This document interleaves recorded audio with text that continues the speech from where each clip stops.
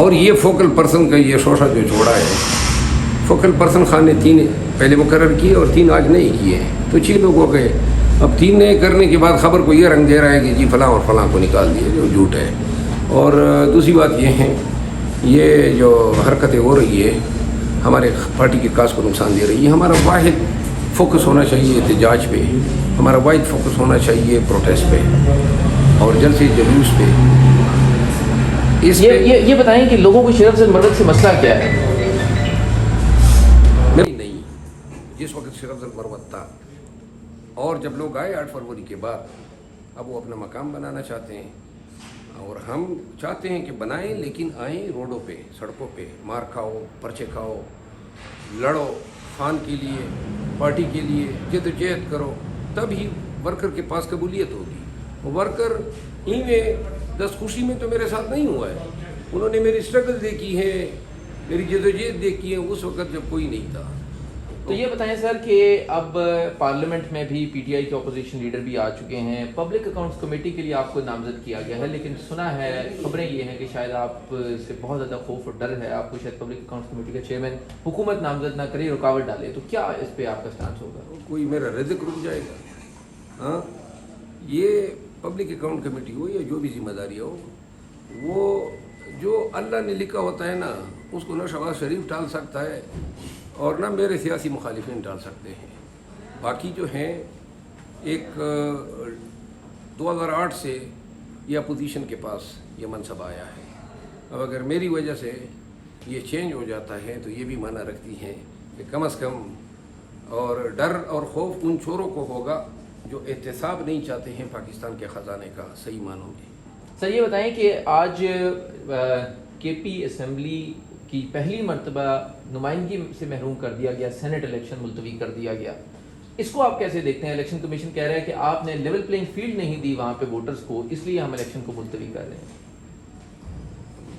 Election commission نے بڑا غلط کام کیا ہے. پاکستان کے ایک فیڈریٹنگ یونٹس کو جو ہیں، چیئرمین اور ڈپٹی چیئرمین کے الیکشن میں ووٹ چونکہ 9 بنتے تھے پی ٹی آئی کے، وہ کاسٹ کرنے سے محروم کرنے کے لیے انہوں نے یہ ہتھکنڈا استعمال کیا ہے. باقی بات یہ ہے کہ اسمبلی کا اجلاس بلایا جائے گا تو تبھی حلف ہوگا، اور اسمبلی اجلاس بلانے کی تو اپوزیشن کے پاس نیومیریکل اسٹرینتھ ہی نہیں ہے. 1/4 آرٹیکل 54(3) میں انہوں نے 1/4 read with article 61، read with article 127، 1/4 numerical strength درکار ہیں، وہ ان کے پاس ہے نہیں. تو پھر دیکھیے، عدلیہ، مقننہ اور انتظامیہ، یہ 3 ستون ہیں ہماری ریاست کے. کوئی بھی ستون دوسرے ستون کے معاملات میں مداخلت نہیں کر سکتا ہے. الیکشن کمیشن کس طرح پروونشل اسمبلی کو کہہ سکتی ہیں کہ جی یہ کرو، اس طرح کرو، فلاں کرو؟ آئین میں اس کی کوئی گنجائش نہیں. مطلب ہم دیکھ رہے تھے کہ جو باتیں پی ٹی آئی الیکشن سے پہلے الیکشن کمیشن کو کہہ رہی تھی کہ ہمیں لیول پلینگ فیلڈ دیں، آج انہوں نے آرڈر میں لکھا کہ آپ ہمیں لیول پلینگ فیلڈ دیں گے، تو حالات تبدیل ہو رہے ہیں. کوئی لیول پلینگ فیلڈ کی بات نہیں ہے. بات یہ ہے کہ وہ الیکشن کمیشن جب پشاور ہائی کورٹ نے حکم امتناعی دیا ریزرو سیٹوں پر، اور اسپیکر نے یہاں پہ کہا پشاور ہائی کورٹ کے حکم امتناعی تو یہاں پہ اطلاق ہی نہیں ہوتا ہے. اب اسی پشاور ہائی کورٹ کی حکم امتناعی یا حکم کی تعمیل کرنے پہ الیکشن کمیشن تلی ہوئی ہے. یہ الیکشن کمیشن کے فرائض میں کہاں سے آ گیا کہ وہ ہائی کورٹ کے آرڈرز کی امپلیمنٹیشن بھی کرائیں.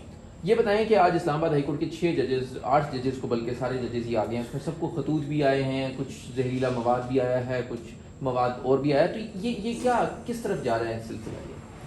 یہ 2001 میں اس طرح کا سلسلہ شروع ہوا تھا امریکہ میں. انتھراکس یہ میٹیریل ہے، اور یہ کسی عام ملزم کا کام تو نہیں ہو سکتا ہے. انتھراکس کو سمجھنا، پھر یہ خطوط لکھنا، پھر 6 کے بجائے 8 ججوں کو جاری کرنا، اس کی تحقیق ہونی چاہیے. یہ بیسیکلی انتھراکس پھیلانے کے عمل کو قانون میں بایو ٹیررزم کہتے ہیں، اور یہ دہشت گردی ہے، اور پھر ایک ادارے کے خلاف ہے. ان جج صاحبان کی لائف کو جو ہے انڈینجر کیا گیا ہے، اور میں یہ سمجھتا ہوں کہ کل جو سنوائی ہو رہی ہے لارجر بینچ کے ذریعے، سب سے پہلا کام ان جج صاحبان اور ان کے اہل خانہ کو تحفظ فراہم کیا جانا چاہیے. کیونکہ اب اس لیٹر کے بھیجے جانے کے بعد، اور ابھی سنا ہے کہ اس پہ FIR بھی ہو گئی ہے، میں ذاتی طور پر سمجھتا ہوں کہ بڑے شدید خطرات لاحق ہیں. ان جج صاحبان نے جو کام کیے پاکستان کی تاریخ میں کسی نے نہیں کیا ہے، اور یہ ایک سیاسی مسئلہ نہیں ہے، یہ آئین اور قانون کی حکمرانی اور عدلیہ کی آزادی کا ہے۔ تو لہٰذا آج ہم نے عدلیہ کے ساتھ سالیڈیرٹی کے طور پہ سپریم کورٹ کے سامنے وہاں جا کے یکجہتی کا اظہار کیا ہے۔